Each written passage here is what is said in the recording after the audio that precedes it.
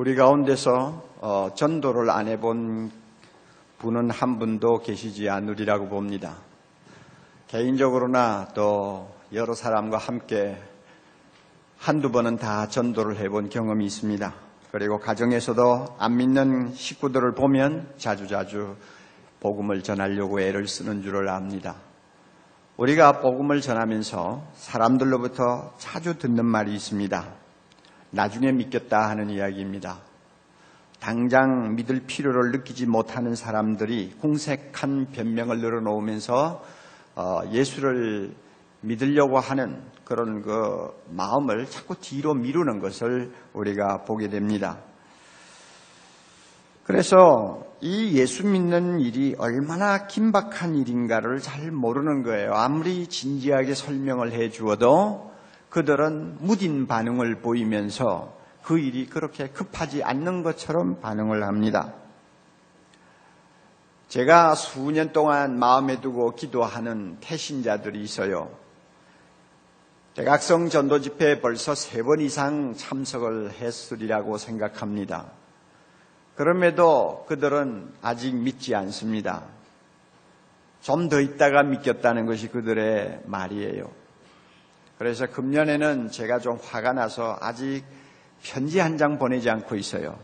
카드도 안 보내고 있어요. 태신자 등록도 안 시키고 있어요. 우리 주변에 이런 분들이 참 많이 있습니다. 반면에 하나님은 어떻게 하십니까? 하나님은 급하다고 그러지 않아요. 구원이라는 것은 당장 믿고 받아야 되는 것이지 자꾸 뒤로 미루면 안 된다고 말씀을 합니다. 고린도후서 6장 2절 보면 아주 심각한 말씀 하시죠. 보라, 지금은 은혜 받을 만한 때요. 보라, 지금은 구원의 날이로다. 지금, 내일이 아니요. 지금이요, 지금. 지금이 구원받아야 할 날이요. 지금이 예수 믿고 회개하고 하나님의 품에 안겨야 될 날이라는 것입니다. 하나님은 이렇게 조급하게 우리에게 말씀하고 계세요. 로마서 13장 11절 비슷한 말씀이 있습니다. 또한 우리가 이 시기를 알거니와 자다가 깰 때가 벌써 되었으니, 자다가 깰 때입니다. 계속 누워있을 때가 아닙니다. 시간 보내고 있을 때가 아닙니다. 일어나야 할 때입니다. 그때가 언제입니까? 지금입니다. 하나님은 이렇게 굉장히 긴박한 사항으로 예수 믿는 사실을 다루고 있는데 사람들은 그 반대로 늘 생각한다는 것입니다. 오늘 본문 보면 예수님은 두 가지 역사적인 사건을 가지고 자꾸 미루기만 하면 결국에는 구원을 놓칠 수 있다는 사실을 엄하게 경고하고 계십니다. 그리고 한번 기회를 놓치면 얼마나 그 끝이 종말이 비참해지는가를 주님께서 말씀하고 있어요. 첫째는 노아 홍수요, 둘째는 소돔 고모라의 심판입니다. 노아 홍수는 창세기 6장에 잘 기록이 되어 있어서 우리가 압니다. 갑자기 그 당시에 인구가 급증했습니다. 사람들이 많아졌어요. 그러면서 동시에 성적으로 문란해졌습니다.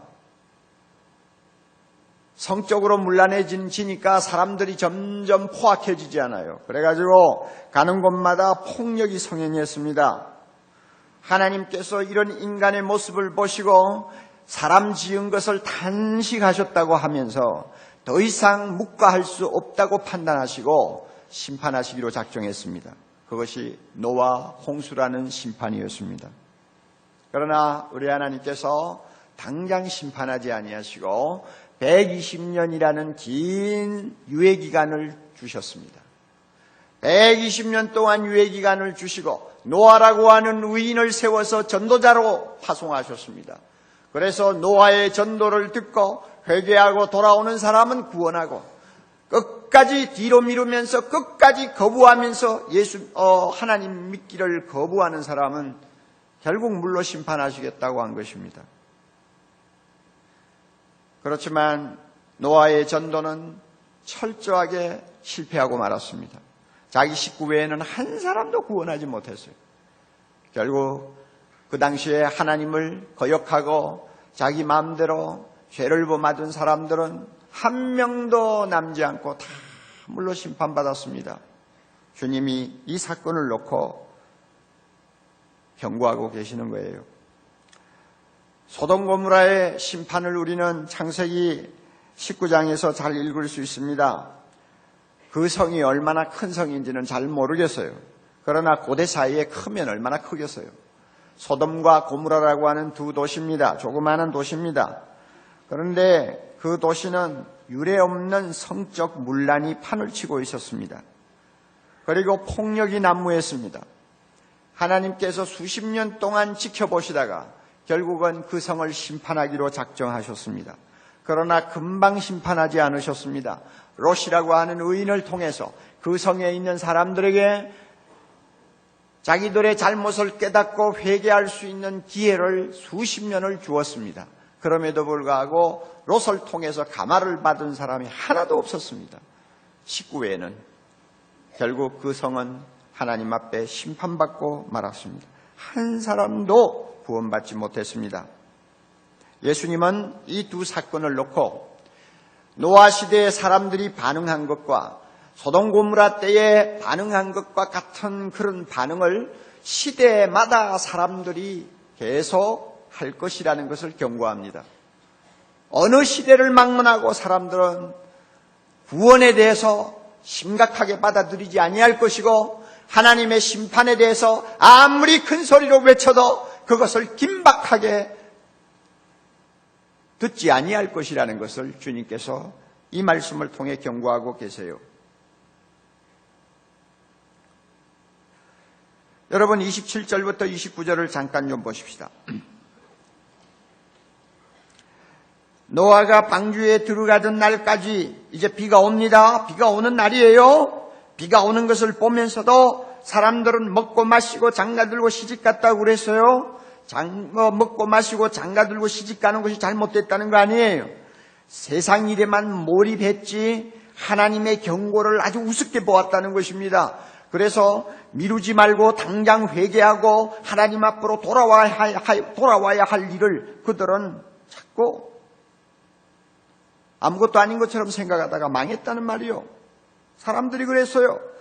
그 다음에 28절 보세요. 롯의 때도 마찬가지예요. 사람들이 먹고 마시고 사고 팔고 심고 집을 짓는 거 이거 잘못하는 거 아니죠. 당연히 세상 살면서 우리가 해야 할 일이지만 무엇이 문제냐. 롯이 소돔에서 나가던 그날 방주로 들어가는 그날까지 아니요. 방주가 아니고 소돔성을 빠져나가는 그날까지 사람들은 자기들 앞에 무엇이 지금 다가오고 있는가를 몰랐다는 것입니다. 이런 일이 이 세상에는 왕왕이 일어날 것이라고 말씀합니다. 이렇게 한번 기회를 놓쳐버리면 그 종말은 비참해지고 다시는 구원 얻을 기회를 얻을 수 없다고 주님께서 말씀하고 계십니다. 사랑하는 형제자매 여러분, 우리 모두는 앞에 그 때가 언제인지 확실하게 알 수 없는 미스테리와 같은 사건 두 가지를 놓고 있습니다. 두 가지 사건이 기다리고 있어요. 하나는 예수님의 재림이고 또 하나는 우리 각자의 죽음입니다. 이것은 미스테리입니다. 왜? 언제 우리에게 찾아올지 잘 모르는 거예요. 그러나 반드시 찾아옵니다. 예수님의 재림이 그렇고 우리 개인의 죽음이 그렇습니다. 어느 것이 먼저가 될지 알 수 없지만은 예수님의 재림이 임하던 우리의 죽음이 다가오던 일단 둘 중에 하나가 오면 우리로서는 더 이상 기회가 남아있지를 않다는 것입니다. 만약에 예수 믿지 아니하고 그 시간까지 계속 미루고 거부하면 절대로 구원받지 못한다는 것입니다. 여러분, 우리가 예수님의 재림을 참 많이 이야기합니다. 그리고 성경을 보면 예수님의 재림에 대해서 자주 언급하고 날마다 깨어 있으라고 얼마나 우리가 자주 경고를 받습니까? 그러나 사실 재림 이야기를 가지고 안 믿는 사람들에게 예수 믿으라고 권하기는 굉장히 어려워요. 예수님이 재림하실 때가 가까웠으니까 꼭 지금 예수 믿으세요. 오늘 안 믿으면 구원받을 수 없을지도 모릅니다. 우리가 아무리 진지하게 권해도 사람들은 그것을 진지하게 받아들이지를 않아요. 그럴 수밖에 없어요.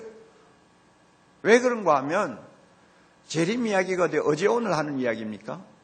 교회가 시작되고 나서 1950년이 넘도록 숱하게 듣고 얼마나 자주 그 이야기를 했습니까마는 말만 무성했지 예수님은 오시지 않았다고 말이에요.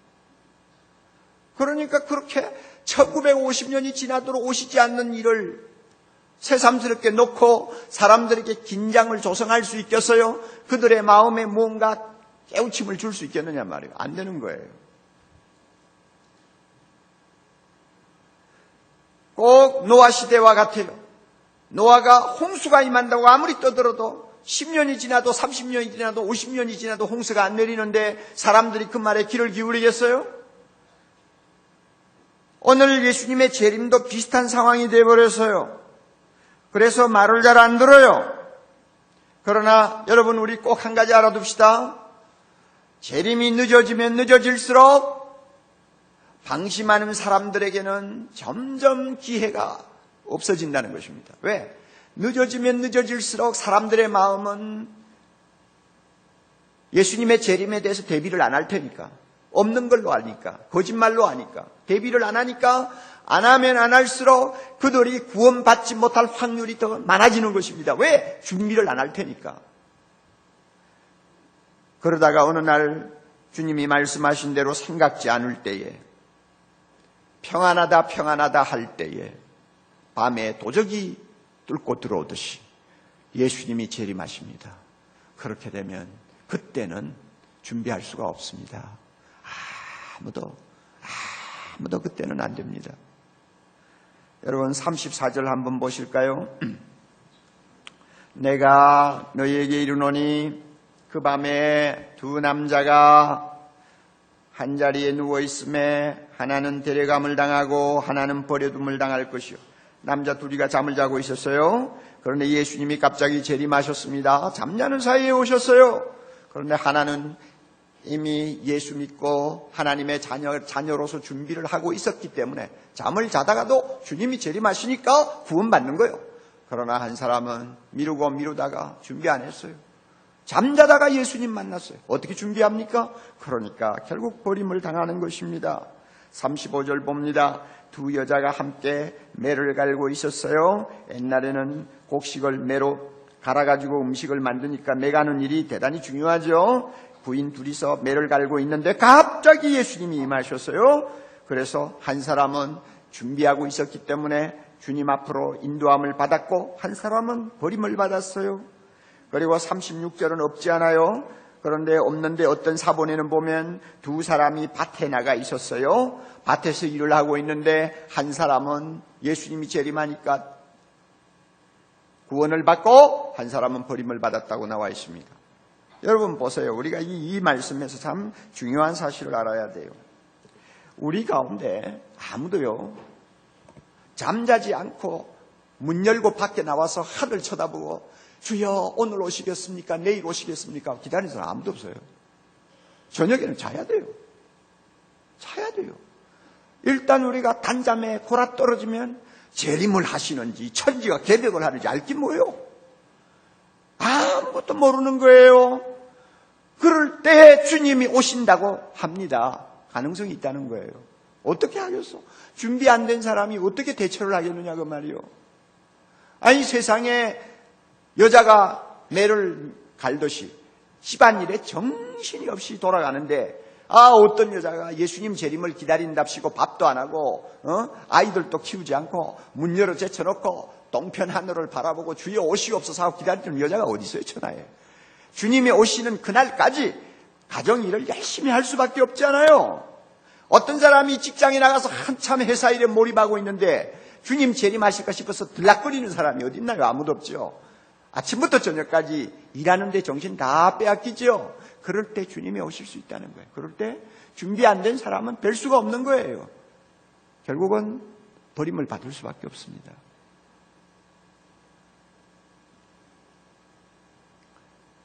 우리 주변에 이렇게 버림받을 사람, 준비가 안 돼서 기회를 놓칠 사람이 얼마나 많을까요? 여러분의 가정에는 없을까요?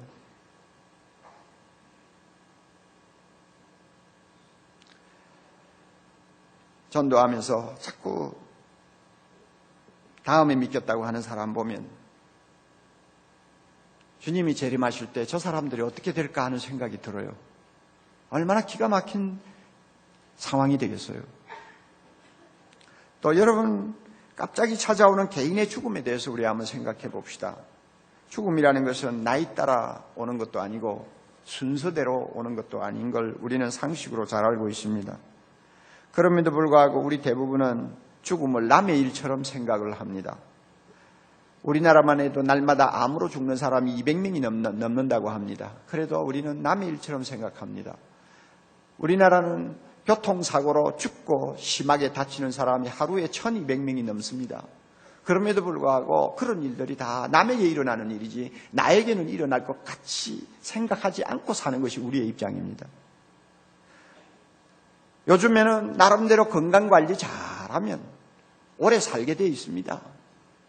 또 위험한 일 가급적이면 피하고 과로 피하고 스트레스 받는 거 피하고 음주 피하고 가급적이면 주의해서 자기 몸을 잘 살피면 오래 살게 되어 있습니다. 그렇잖아요. 국가 원수가 여러분 자동차 사고로 죽었다는 소식 한번 들어봤어요? 없어요. 국가 원수는 행차할 때마다 앞에 경찰들이 호위하고 갑니다. 얼마나 주의를 많이 하고 갑니까? 그러니까 자동차 사고 날 확률은 100%도 없는 거예요. 1%도 없는 거예요. 100%가 아니라 1%도 없는 거예요. 주의하면 우리 건강하게 살 수 있어요. 우리 교회 김수경 집사님처럼 건강식품을 가지고 사업하시는 분 보세요. 가만히 옆에서 보면요. 날마다 건강생식을 잡수거든요. 그리고 자기가 잡수고 그 다음에 얼마나 좋은가를 다니면서 강의하고 사업합니다. 가만히 보면요. 성인병 걸릴 확률이 거의 없어요. 내가 가만히 보니까. 날마다 생식 먹는데 거기에 무슨 성인병이 있어요? 암에 걸릴 확률도 없는 것 같아요. 그러면 사람은 건강하고 오래 삽니다. 또 의학이 계속 발전하면서 수십 년 전만 해도 그 병에 걸렸다 하면은 죽을 수밖에 없었던 사람이 요즘에는 20년, 30년 생명을 연장할 수 있는 시대가 되었어요. 그러다 보니까 점점 사람들이 생명에 대해서 자신감이 생겼어요. 그래서 옛날에는 나의 생명은 하나님의 손에 달렸다고 하는 신앙 고백을 하던 사람도 이제는 내가 생명의 주인인 것처럼 주인의식을 은근히 갖고 있어요. 이게 오늘의 사람들의 모습이에요. 그래서 예수 믿자고 하면요, 은근히 뒤로 미룹니다. 내가 몇 살까지는 살 수 있는데 늙어서 힘이 없을 때 믿어야지. 이런 식으로 생각을 하고는 자꾸 뒤로 미루어요. 왜? 살 자신이 있다는 거예요. 이런 분들이 우리 주변에 자꾸 많아집니다. 자꾸 많아져요. 그래서요, 우리의 평균 연령이 높아가면 높아갈수록 전도하기는 무척 어려워질 것입니다. 동시에 기회를 놓치고 영원히 구제할 수 없는 자리로 빠질 사람들도 엄청 많아질 것입니다. 우리가 이런 현실을 보면서 가슴 아파해야 합니다. 놀라운 사실은 예수를 믿기를 거부하거나 미루는 사람들을 놓고 하나님께서는 정말 오래 참으신다는 것입니다. 무지하게 참으시는 것이 하나님이에요. 특별히 악인에 대해서 참 오래 참으시는 것 같아요. 자, 여러분 한번 물어봅시다. 선한 사람이 빨리 죽습니까? 악한 사람이 빨리 죽습니까? 예? 대답 안 하시네요. 제가 경험한 바로 제가 대충 보는 대로요, 악한 사람이 오래 삽니다. 작은 교회들 가보면요, 정말 교회 안에서 가시 노릇하고 그 교회가 부흥하지 못하도록 참 그 걸림돌 노릇을 하는 사람들이요, 이상하게 건강하고 오래 사세요. 예. 우리 목사들 세계도요, 가만히 보면, 야, 저 사람이 목사인가? 뭐 이런 생각이 들 정도로 뭐 생활하고 목회하는 것을 보면서 한 가지 놀라는 거 있어요. 무지무지하게 건강하고 오래 산다는 거예요. 그리고 이 세계 역사의 독재자들 정말 저거는 막이지 사람인가 하고 우리가 저주를 할 만큼 형편없는 사람들 대부분이 보면 70을 넘지 않아요. 오래 살아요. 그 이유가 뭔지 아세요? 하나님이 그런 자들이 회개하고 돌아오기를 기다리시고 오래오래 참으신다는 거예요. 그러므로 여러분 오래 살고 싶으면 좀 악인이 되세요. 하나님이 오래 참으세요.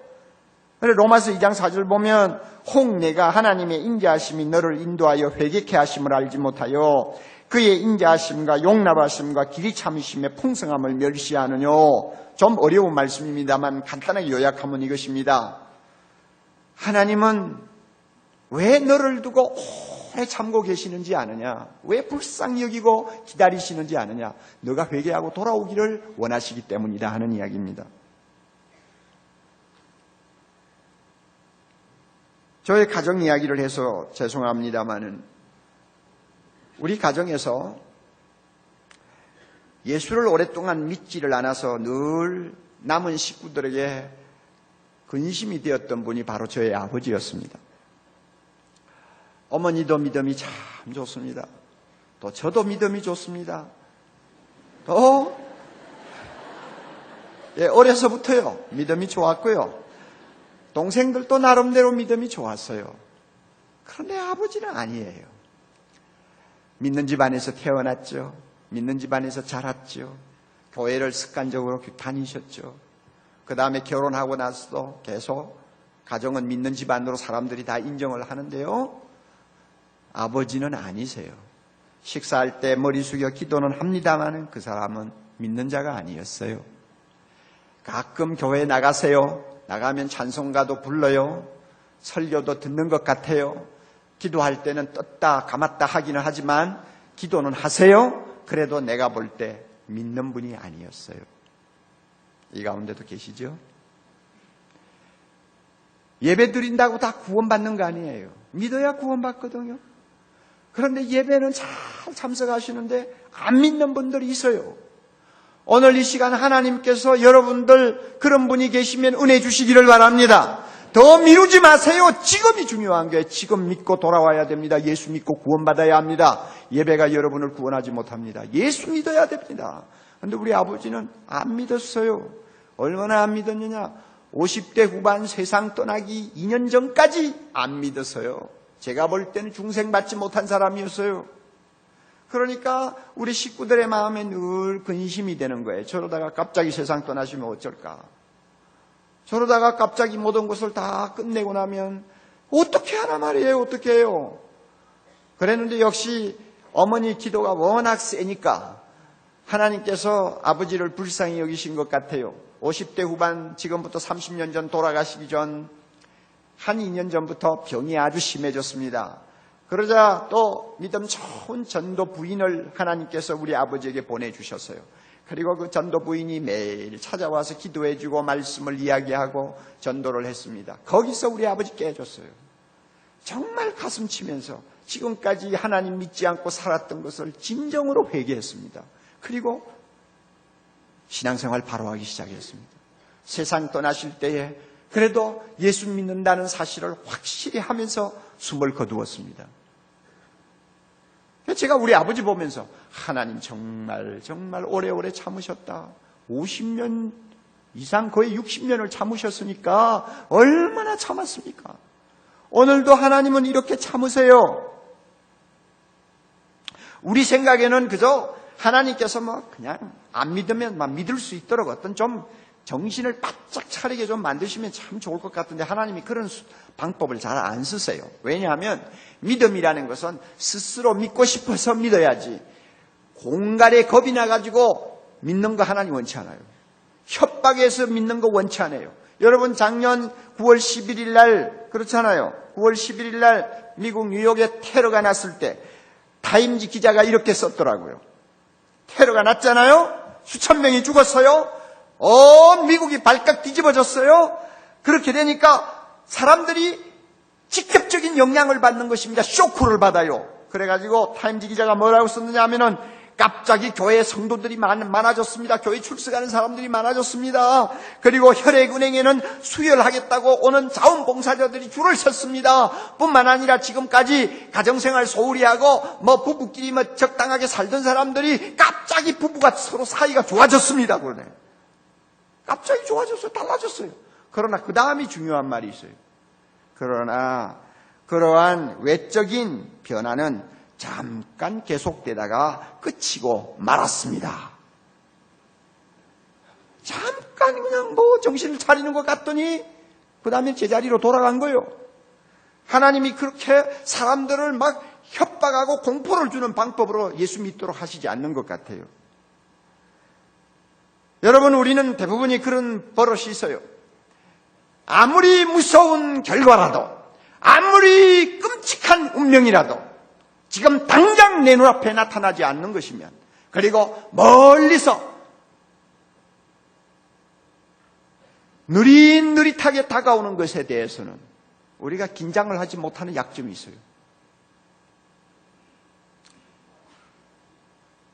이주일 씨가 얼마 전에 세상 떠났잖아요. 그가 폐암에 걸려서 오랫동안 투병 생활하면서 그런 대로 참 멋있게 살다가 간 것 같아요. 그 참 보기 민망한 모습을 가지고 강고에 나와서 뭐라고 그래요? 여러분, 담배는 독입니다. 그러잖아요. 예? 담배 피우는 사람들에게 담배는 독입니다.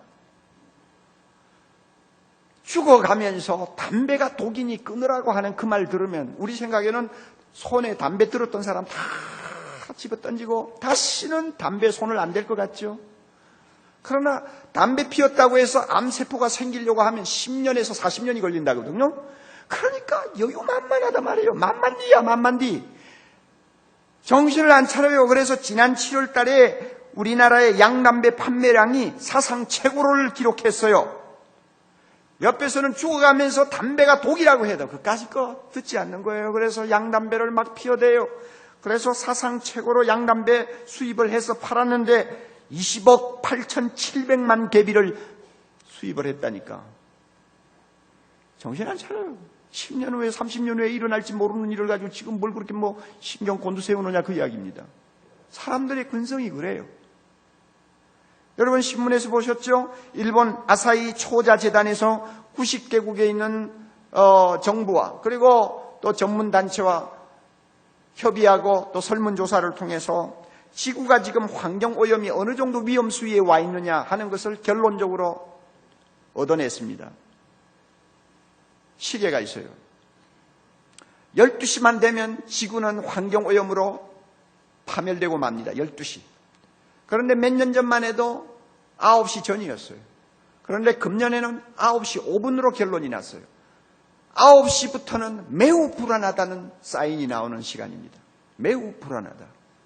그래서 금년에도 우리나라가 호되게 당하고 저 유럽이라든지 여러분 남미 일부 지역에 호되게 당했죠.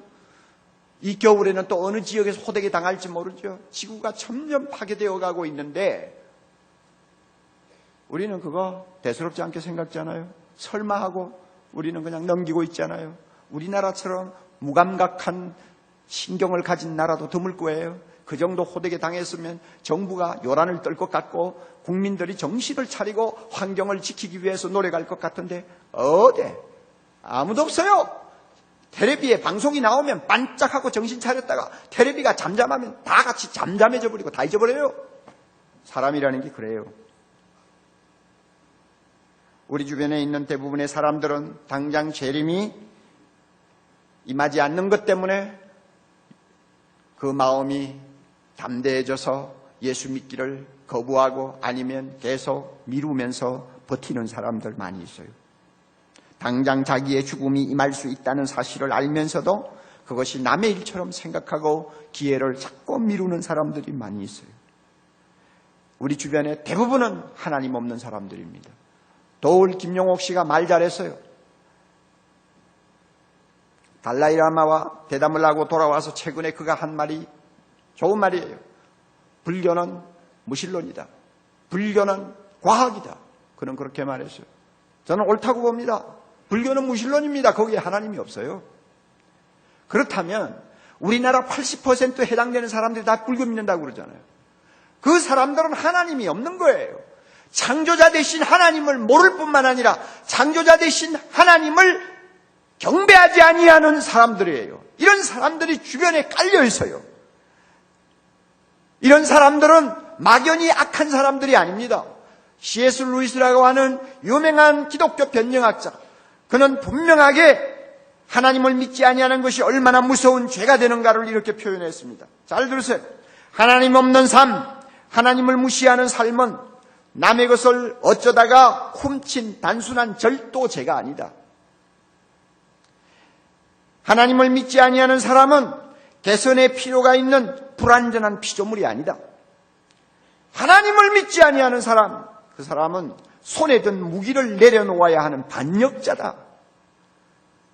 무기를 내려놓고 광복하면서 잘못했다고 말하는 것, 그동안 잘못된 길을 걸어왔음을 깨닫고 삶을 처음부터 다시 시작할 준비를 하는 것, 이것만이 그 사람이 멸망에서 빠져나올 수 있는 유일한 길이다 그랬습니다. 예수 믿기를 거부하고 하나님 없는 삶을 사는 것은 단순한 죄가 아니에요. 손에 무기를 들고 하나님을 향하여 도전하는 반역죄예요. 이런 사람들이 우리 주변에 너무나 많아요. 그러면서도 자기가 하나님 앞에 이렇게 무서운 죄를 범하고 사는지를 몰라요. 그렇기 때문에 구원받으라고 하면 우습게 생각하고, 지금 당장 예수 믿어야 된다고 하면은 피식피식 웃으면서 내일로 모레로 미루고 있는 것을 우리는 봅니다. 여러분, 이런 사람들을 보면서 우리는 가슴에 눈물을 담아야 됩니다. 가슴에 눈물을 담고 안타까워해야 합니다. 여러분 가정에 아버지가 그런 분인가요? 여러분의 남편이 그런 분인가요? 아니면 여러분의 부인이 그런 분인가요? 아니면 여러분의 아들, 딸이 그런 분인가요? 이런 사람을 볼 때마다 우리 가슴에 정말로 눈물을 담고 하나님 앞에 부르짖는 안타까움이 있어야 됩니다. 찰스 웨슬레가 믿지 아니하는 영국 사람들을 보면서 너무 안타까워가지고 지은 유명한 찬송가가 있어요. 269장 아닙니까? 웬일인가 내 형제여, 웬일인가 내 형제여, Why not believe my brother? 왜 안 믿느냐? 원문은 그렇게 되어 있어요. 웬일인가 내 형제여, 주안이 믿다가 죗값으로 지옥 형벌로도 바뀌었구나. 그 찬송가 보면 찰스의 마음에 뜨거운 눈물이 솟구치는 것을 우리가 느끼지 않아요? 웬일인가 내 형제여, 주안이 믿다가 죗값으로 지옥 형벌로도 바뀌었구나. 우리가 이런 절규하는 가슴이 있어야 됩니다. 미루는 자들을 방치하다가 진짜 그들을 영원히 놓치게 되면 우리도 절대 행복할 수가 없습니다. 내 남편 안 믿겠다고 자꾸 미루는 것을 남편 비유 맞추느라고 계속 시간 보내다가 어느 날 갑자기 남편이 완전히 기회를 잃어버리고 당신 곁을 떠났다고 했을 때, 여러분 남아있는 부인의 마음에 어떤 고통이 임할 것 같아요? 내 자신도 행복할 수가 없는 거예요. 어떻게 보면 천국 가서도 행복할 수가 없어요.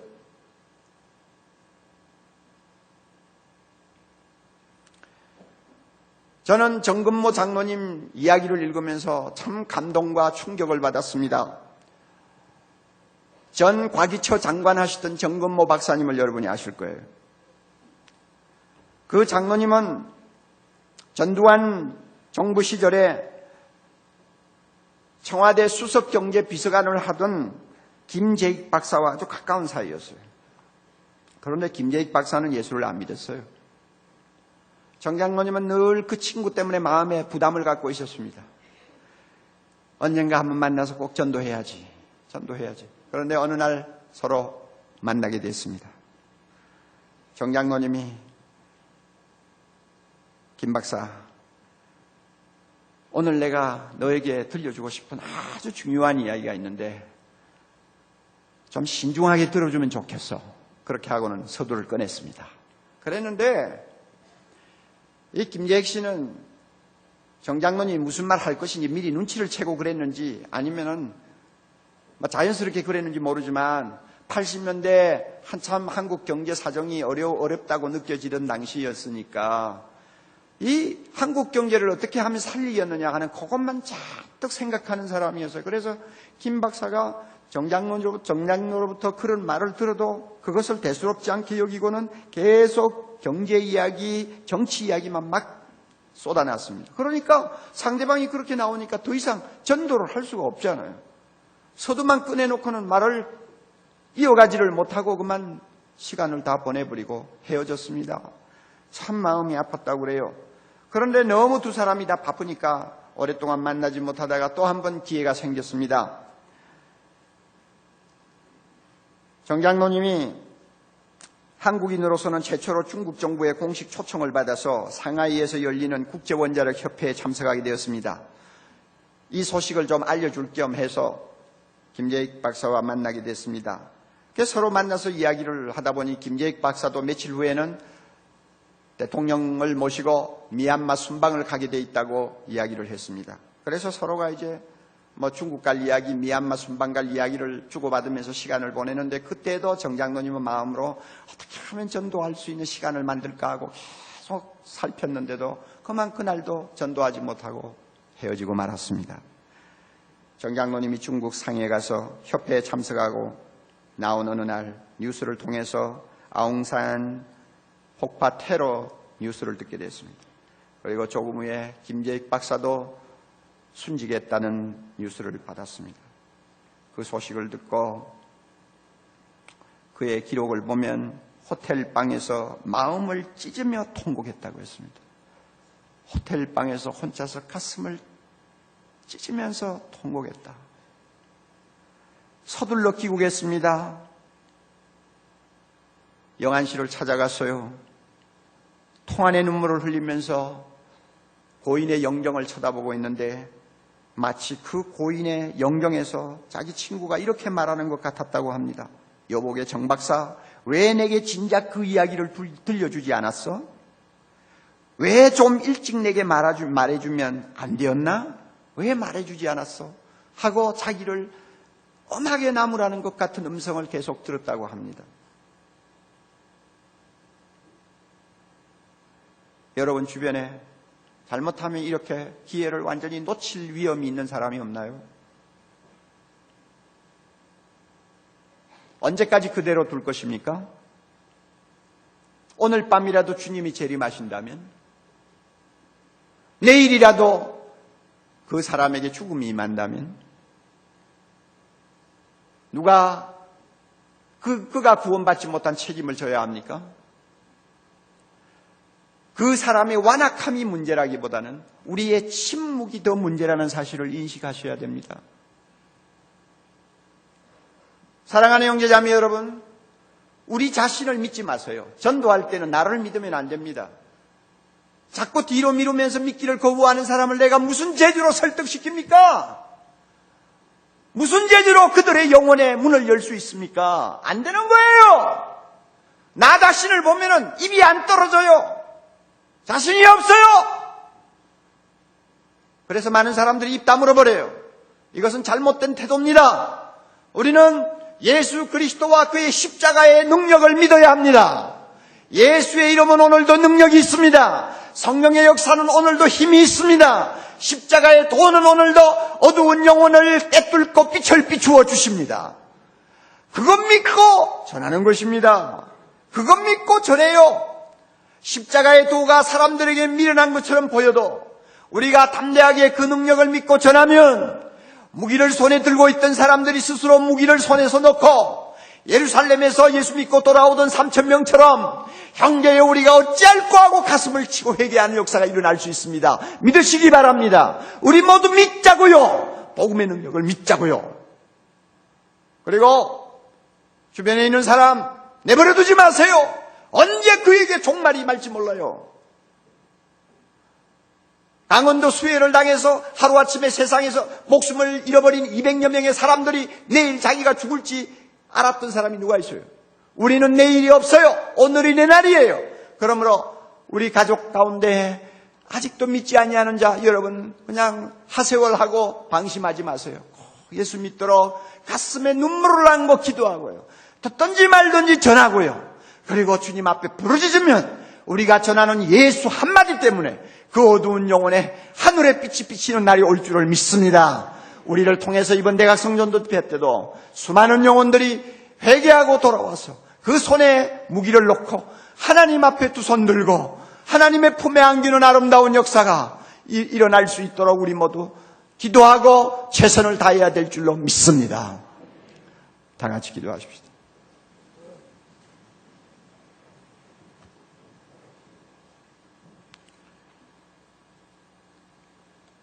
자비로우신 주님, 오늘도 악한 자들을 향해서 무한정 참으시고 기다리시고 불쌍히 여기시면서 그들이 회개하고 돌아오기를 원하시는 주님,